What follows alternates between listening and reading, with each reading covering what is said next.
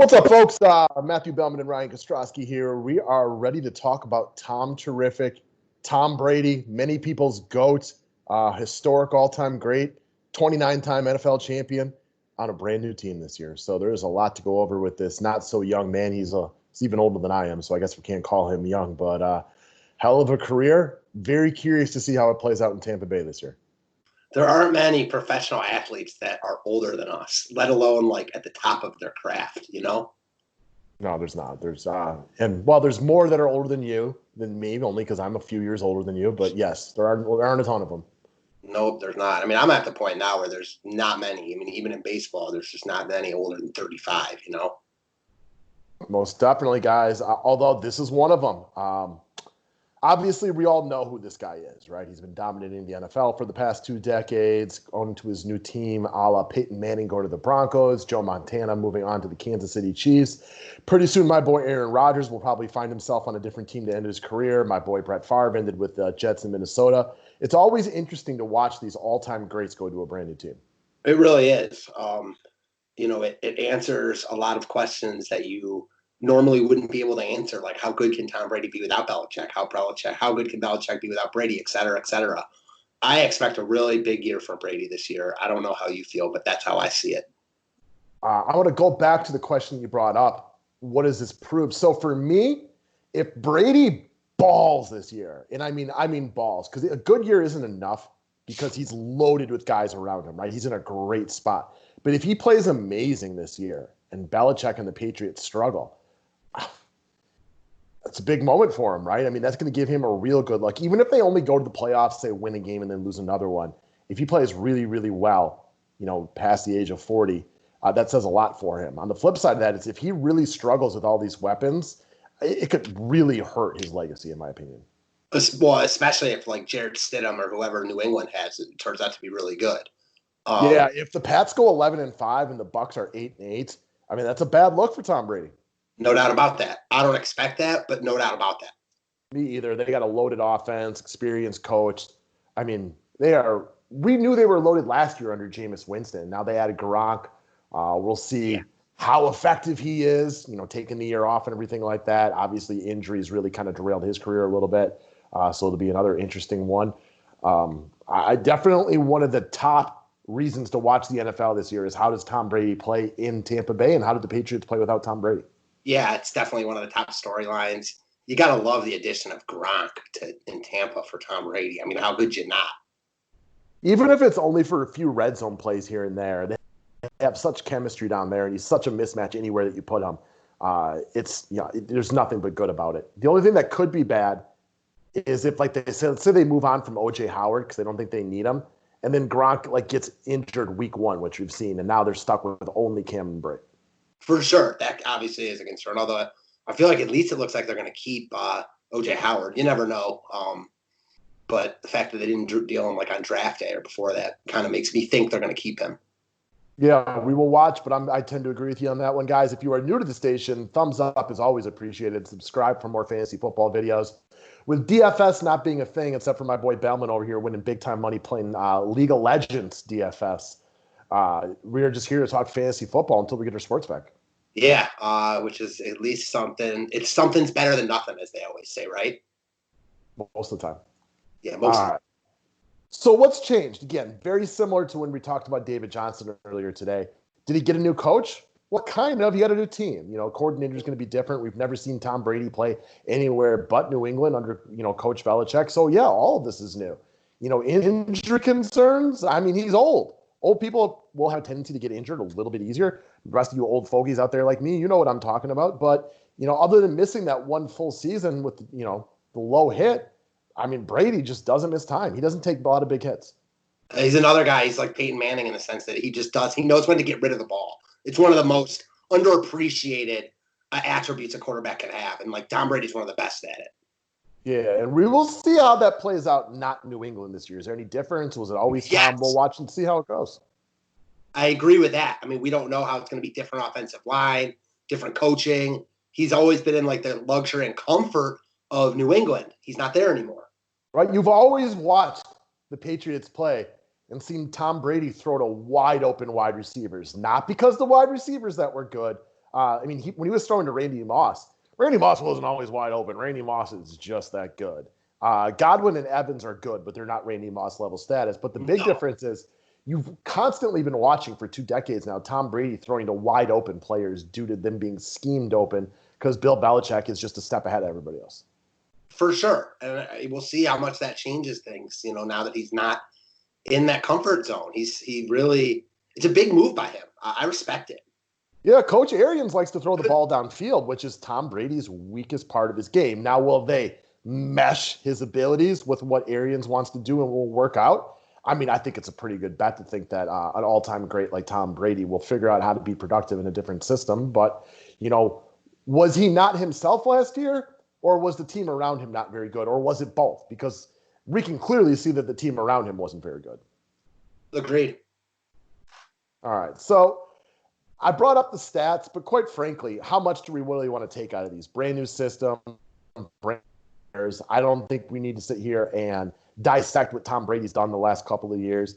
He's always up over 4,000 yards, with the exception of the year that he got hurt in his first few seasons when he was a little bit more of a game manager back in the day.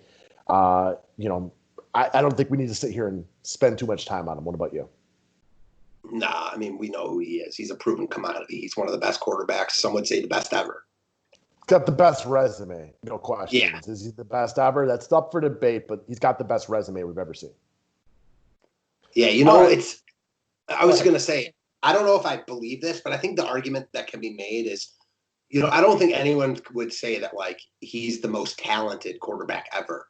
But a lot more than talent goes into being a quarterback, So I get that, and I get why some people would put him up there because he's had more success than basically anyone. Right, and for, if you want to make the arguments for John Elway, Aaron Rodgers, Dan Marino, for guys who had more arm talent and could sling it, what would they have done in the same situation? I'll make that argument with you guys all day long. It's a great conversation to have, but we can never prove it one way or the other. So all that it is just, like a quote-unquote barbershop talking point. Exactly. All right, so key additions or losses. Clearly, the big key addition here is Tom Brady himself moving to a new team. And then getting Rob Gronkowski, his old running mate. These guys have connected for a lot of touchdowns in the past, and they should still have some of that connection.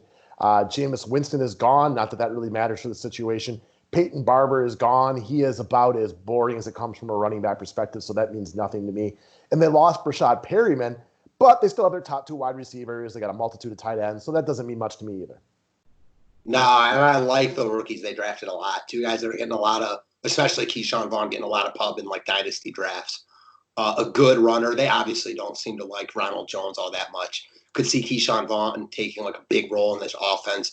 And Tyler Johnson's good. A guy I watched a bunch of in the Big Ten from your neck of the woods in Minnesota, or your old neck of the woods. From my alma mater. That's my alma mater. Yeah, your old stock, I should have said. He's good. A nice target for Brady. I mean, listen, whenever you draft a rookie in the 5th round, you don't expect him to play a big role his rookie year. But it's not crazy to think that he could see some time in this offense because after their top 2 receivers, there's question marks. Now, the top 2 receivers are really where it's at, though. Yeah, I did not watch the draft, so it's good to see my buddy Tyler Johnson getting some run. Now, again, as a 39-year-old man, I wouldn't have thought this would have happened. Or maybe it's a different Tyler Johnson I used to hang out with. Yeah, probably a different guy. Probably a different one? Okay, that's probably a good bet. All right. So currently, where is he going? If you look through some of the fantasy projections that are out here in May, again, we're about 4 months away from the season, so there's a lot to change, and I would expect him to rise. He's listed between 80 and 90, so more of an 8th and 9th round type of pick. I say with great conviction, I cannot envision him lasting that long. Same. I mean, I like him a lot. I think he could be a top 5 quarterback this year. I mean, he's got the weapons. And this is where you and I view things a little bit differently in sports because you're going to look at this as how could he be more motivated? And I don't disagree with you. You're 100% right. I just don't know that Tom Brady hasn't come into every game he's ever played 100% motivated because that's who Tom Brady is. It's not even about the motivation. For me, it's about kind of similar to David Johnson. Obviously not exactly the same. Brady's out to prove stuff, and they're going to give him every opportunity when they're down at the 5 to 10 to throw it in. I firmly believe that. And they do not have an established number 1 running back. Exactly. It's not a situation where you can default to even like an Aaron Jones or a Nick Chubb type or anything like that. There's no LaDainian Tomlinson or Emmitt Smith or anything like that. They're running out there Ronald Jones, who, as you already mentioned, has clearly not been what the franchise wanted. Yeah, they don't. I think they traded up to draft Vaughn like in the third round. Third round picks are, you only have 7 picks or 7 rounds. Assuming there's no trades or anything. Like those mean a lot when you take a third round pick on a running back. That says something about a guy that you've never really been too apt to give the job to, anyways. I mean, Peyton Barber stole a ton of work from Ronald Jones. Yeah, and he's not very good. Exactly. So that tells you all you need to know. And I'm like a Ronald Jones fan, but I think that the kind of writing's on the wall, You would expect this to be a pass-first team and to go pass-heavy. Ronald Jones is just, you're right, he just has never been able to get comfortable in this system that you have a lot of confidence in him taking anything. We still expect him to sling it more than anything. Got great weapons. I mean, Cameron Brady too. Yeah, I feel pretty confident Brady's going to throw for 35 touchdown passes this year. Yeah. So it's not even about like the motivation, because I agree he's always been motivated. I just think that he's in a good spot to succeed, I guess is the best way to put it. Another thing that cannot be overlooked is when you take a look at this division, he plays 8 games in Florida. Nice weather, right? He plays another game in Atlanta, another game in New Orleans. So he's playing in domes. He's playing in Carolina, which is another warmer climate. That's a very minimum right there without even looking at their schedule. They have 11 games in warm weather or domes. And probably if we looked at it, there's 2 or 3 more that are in good spots at least. And the other ones might be earlier in the year. Like, exactly. He might have a full year of no bad spots. It's possible. There's no scary defenses. Like, New Orleans defense is good. Atlanta's is not. Carolina's is maybe average. So there isn't like the situation where he has to go play the Ravens and the Steelers twice a year each, who are really good.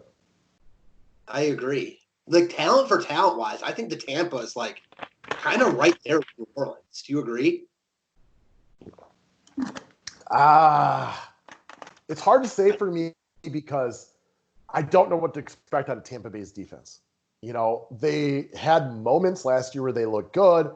The numbers weren't always great, but how many times was it because Jameis put him in a bad spot in one of those 5,000 interceptions that he threw? If Tampa Bay plays well defensively this year, then you got to like them a lot. Whereas we know what to expect out of New Orleans. New Orleans is a couple of freak plays and a couple of freak moments away from being to the Super Bowl the last couple of years. I agree. And I also think, to take that a step further, I think that Tampa – I think they're more boom or bust than New Orleans. I think New Orleans is obviously more of a sure thing, but I think Tampa might have a higher ceiling if their defense is good. Yeah, I mean, I feel very comfortable saying the Saints will be 12-4 next year, give or take a game or 2. I agree. Tampa Bay could be 15-1. I'm also not surprised if they're just not that good. I mean, Rob Gronkowski retired for a reason, and part of it is because people think he was sick of Belichick's, hardcore type of strategy and how he coaches. A lot of it had to do with the injuries, clearly. Like, if Rob Gronkowski is not a big deal anymore, and, let's just say Mike Evans gets hurt, all of a sudden this team isn't looking nearly as potent. And those are things that are not crazy. People get hurt. Old guys coming back out of retirement, don't usually move the needle a ton. You take these guys out of here, all of a sudden they don't look quite as potent. And maybe they are only a 7-19. Fair, but, how many guys like Rob Gronkowski come back out of retirement? First off, there just aren't that many guys like Gronkowski, period. Agreed. But I don't know who Gronk is at this stage, because even his last year or 2 in New England, it wasn't the dominance that we seen. He could still muster it up for plays here and there, but he wasn't quite guy going for 1,212 touchdowns because he just wasn't 100%. I think he's better than he was like that year and the year before, but I don't think he's as good as he was in his prime. I mean, no. I mean, Rob Gronkowski in his prime is. I mean, you could make arguments. A first-round fantasy pick. A first-round fantasy pick, the best tight end ever, potentially. I mean, only Tony Gonzalez, short peak Antonio Gates, and maybe some throwbacks from way back in the day could even, be in the same, category as him. Agreed. He's a first-ballot Hall of Famer, for sure. Yeah, even with his being very short. For sure. So, seeing him going down there from 80 to 90, I think that's a theme with a bunch of the guys we've chosen to talk about early. Yeah, that's where he's being talked about. I feel pretty good that almost all of your drafts will have at least one guy who's going to reach for him because of the name value. It's Tom Terrific. It's Tom Brady, the multiple time champion, big name, been around forever. Somebody's going to reach. I mean, agreed. And I might be that person that reaches. So, like, I get it. I get the reaching, right? Like, I don't like drafting quarterbacks early, but if you think this guy's going to wreck the league, why wouldn't you go take him in round 6? Exactly. I mean, amen. I mean, quarterbacks, I would rather take a shot on Brady in like round 6 or 7 than draft one of those guys like real high. I'll say that. Yeah, I can completely understand that. He has the makings. You know, when you do those drafts, like you do a snake draft, and there's guys, say he's ranked, 89th on whatever site you're drafting on, and then somebody takes him in round 3 or 4, and you're like, wow, they got real aggressive on him. That is not an unlikely scenario with Tom Brady this year. I don't disagree at all. I mean, especially like, well, I guess a lot of questions will be answered until then, but like if Dak Prescott's unsigned, you've talked about that. It's the guy that falls off. After Mahomes and Lamar Jackson, I think, there's a lot of ways it could go. Yeah, and I'm always one to wait on quarterbacks, but if you believe that this guy's going to move the needle and make, absolutely wreck the league this season, I'm talking 4,500 yards and 40 touchdowns, and if you believe that, it makes a lot of sense to make the move on him early. Yeah, and part of me believes that. And I'm not surprised by it. I don't know if I believe it, but I definitely am not shocked by that idea. And this is one I get if people reach rounds and rounds early, because this is the type of thing. I'm thinking Peyton Manning, the year he went to Denver, and he won me multiple fantasy leagues by drafting him early that year. I can see why people would think that about this guy. Yeah, exactly. He's a rare breed. You know what I mean? That's just what he is. So for me, like after the top 2 quarterbacks, Mahomes and Jackson, man, like I could easily see him finishing 3rd. Do you agree? Yeah, I do. I think it's a possibility. Now, he doesn't run the ball, but he is good at sneaking it for touchdowns, which is something. A couple extra rushing touchdowns per year is not bad if you can get him in there for your stats and everything like that. Go back to another point that you brought up that I usually is a spot where we part ways and I disagree. You're big into intangibles and narratives and things like that, whereas I oftentimes feel that they're overrated. This is one I kind of agree with you. I feel like if they're in a spot to front run for Brady to show his stuff, Coach Arians is going to be like, I want to let Tom strut. I want him to throw a touchdown here. I want to run up the score a little bit to show everybody that we were right and this was a good move. So I can get on board with that one. Yeah, I mean, that's not going to mean that much. It doesn't like change the needle like drastically, but it means something, right? Like it means something to me. And that's not usually the kind of thing that I get on board with, because that was one of the things they had in New England. They weren't scared to run up the score.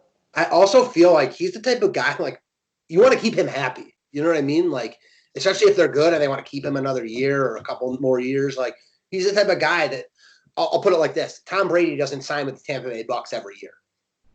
A Tom Brady type. You know what I'm saying? I want to piggyback off of that, and I will say another thing. You don't think almost every coach in the NFL has got a real inkling to stick it to Bill Belichick? They want to make him look worse? I mean, 100%.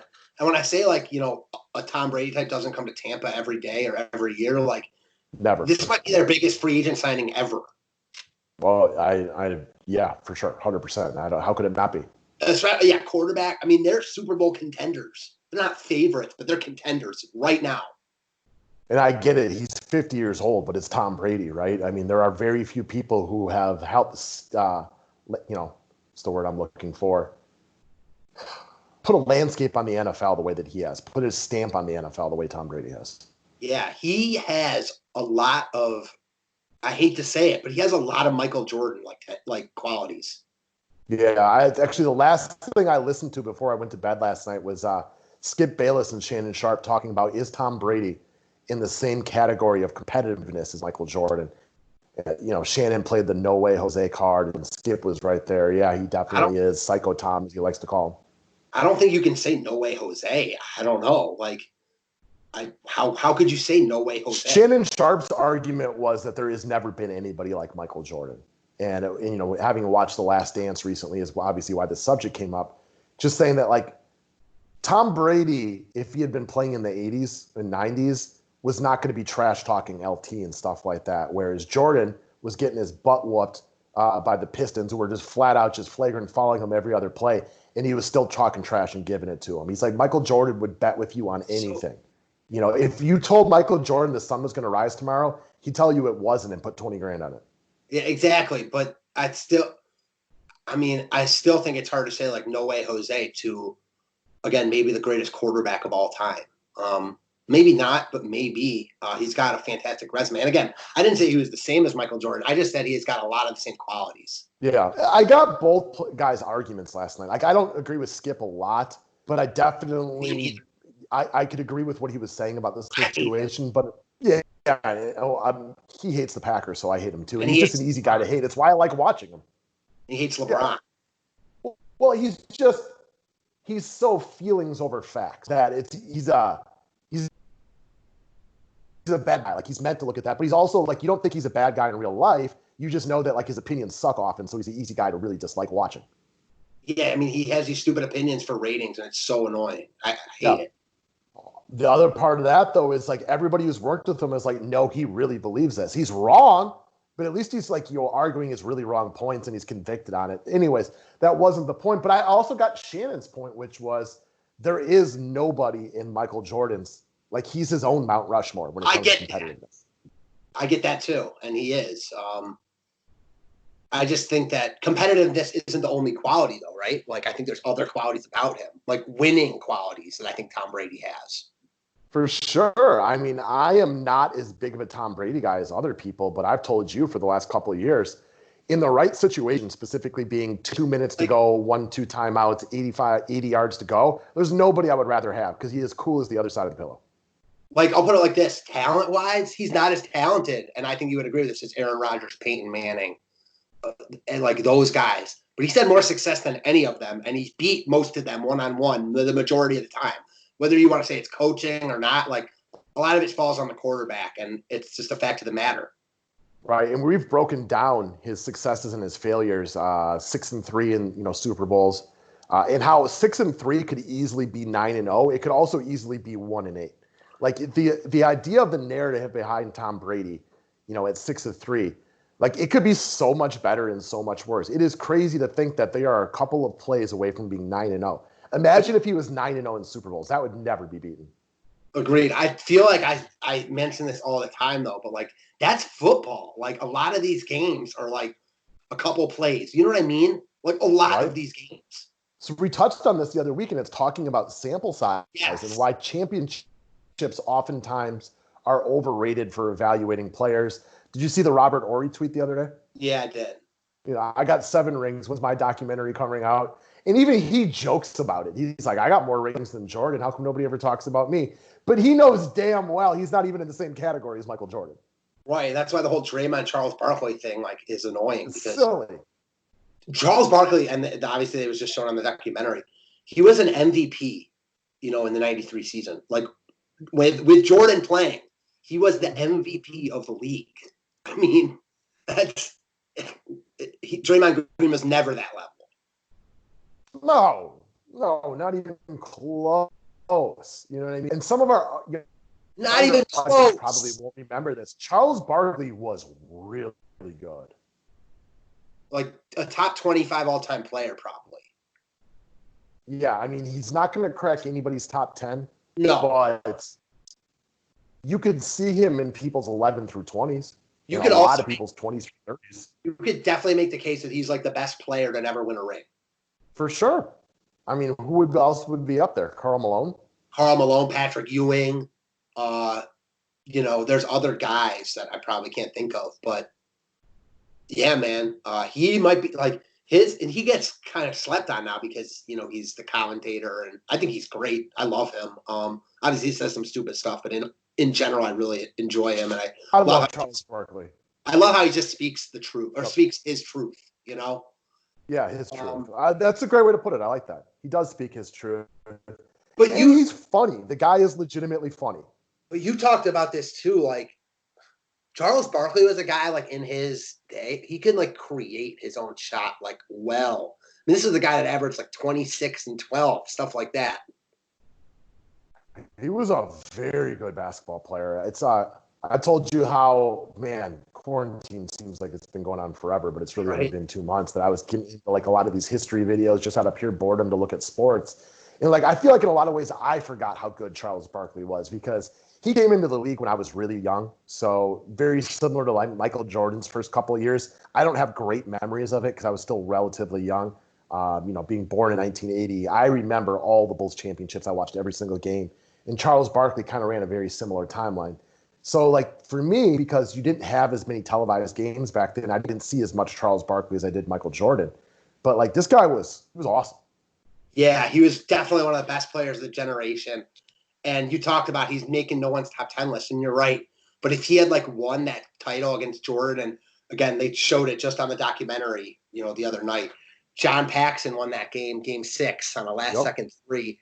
And you talked about Tom Brady in his Super Bowls. That if that shot doesn't go in and Charles Barkley gets a ring there, Yep. I think he might make a lot of people's top 10. For sure, because he'd be the only person to beat Jordan, right? Yeah, I think that changes like the entire narrative of Right. Jordan So too. I love that you brought that up because He was it is close. it's a great point. And if all of a sudden John Paxson misses that shot, and I see people comparing it to like if LeBron is bailed out by Ray Allen, why do we not talk about John Paxson saving Michael Jordan's perfect record? Because the situations were similar, right? Yeah, they're like exactly the same. So those are the little things that go into winning rings. And on such a small sample size, because most people only play in a handful of championships in their life on like the highest end of it. On the highest end. Right? So, guys like Aaron Rodgers, he's been to one, he's been to the NFC Championship. Yeah. The people we're talking about make it like a couple times. And we're only talking about like the highest of the high. Go ahead. Okay, so it's just such a small sample size.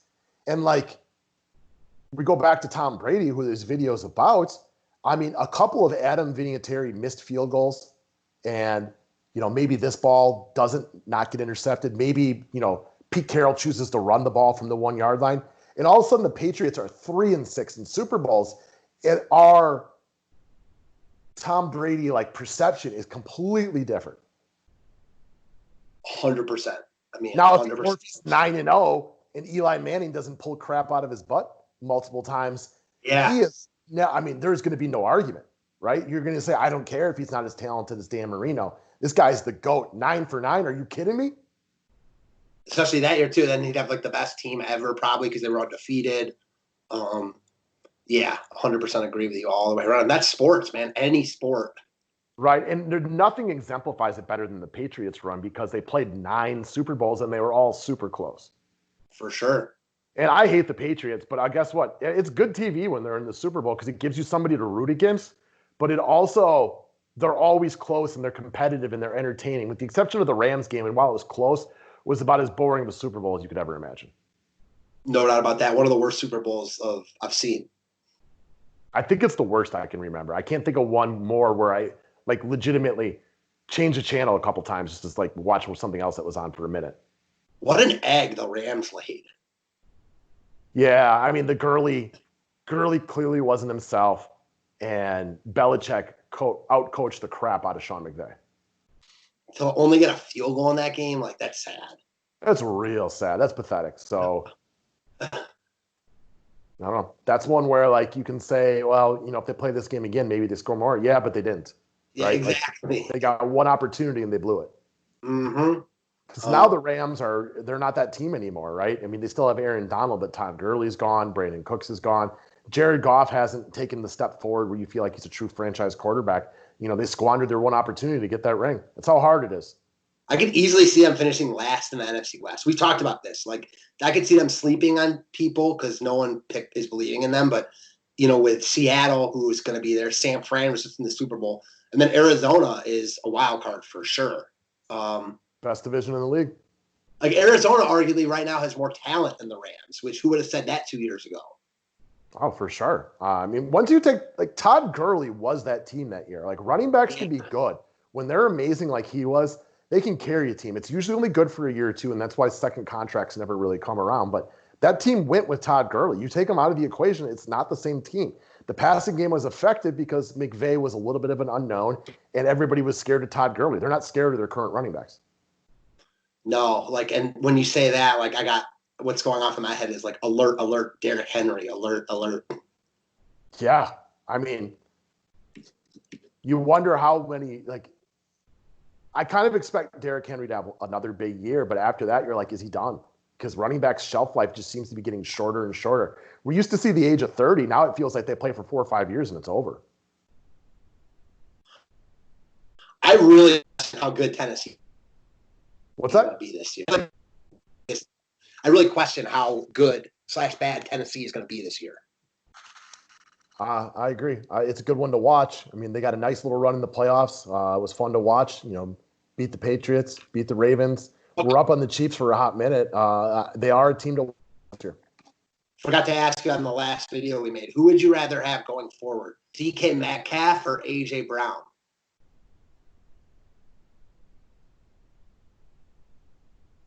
I have no opinion on that one. AJ Brown, but again, I feel like I'd have to rewatch him. I don't have any solid opinion. Anybody I pick here, I'm just picking to pick a name. Okay, fair. How about you? I think they're really close. I think Metcalf, but like Brown had the better year last year, and I don't know. Well, I don't know. I'm not sure. Yeah, I mean, one's getting the ball from Russell Wilson, one's getting it from Ryan Tannehill. The flip side of that is, as good as Chris Carson is, teams are loading up to stop Derrick Henry. For sure. And AJ Brown was good, man. He showed some really big play potential. Definitely. So ultimately, we get a little off the topic, but that's okay. We're always here to talk about sports.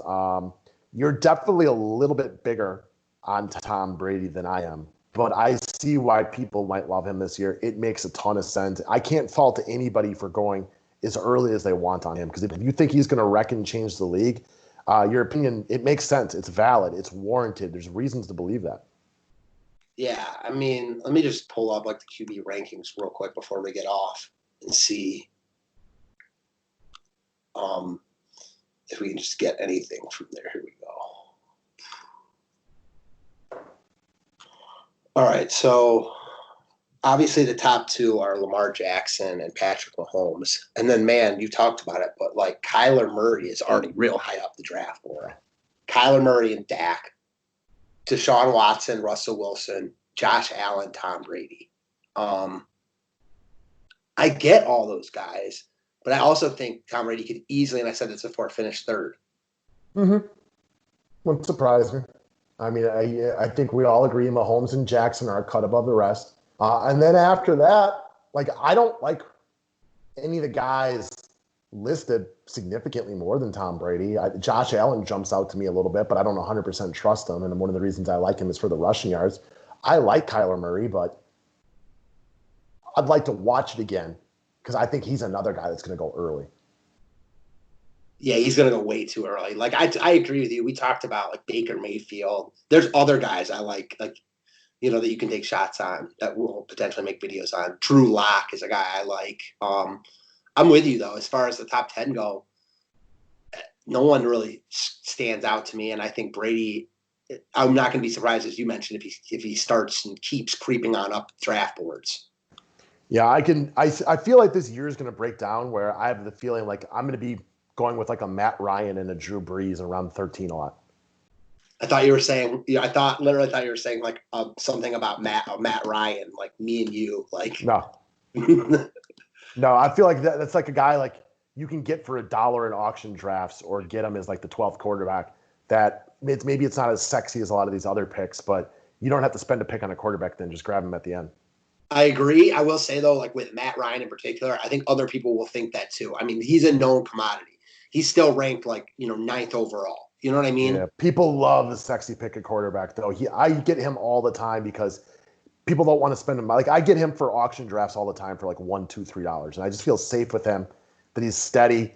And then if I got a better matchup that week, I usually like to follow it up with a QB2 or kind of play the waiver wire, and maybe then you might run with a Drew Lock or a Ryan Tannehill in a better spot or something. I get that for sure. So, All right, guys, like and subscribe, hit that bell. Thank you for watching. Have a wonderful day, and we'll see you soon. Thanks, guys.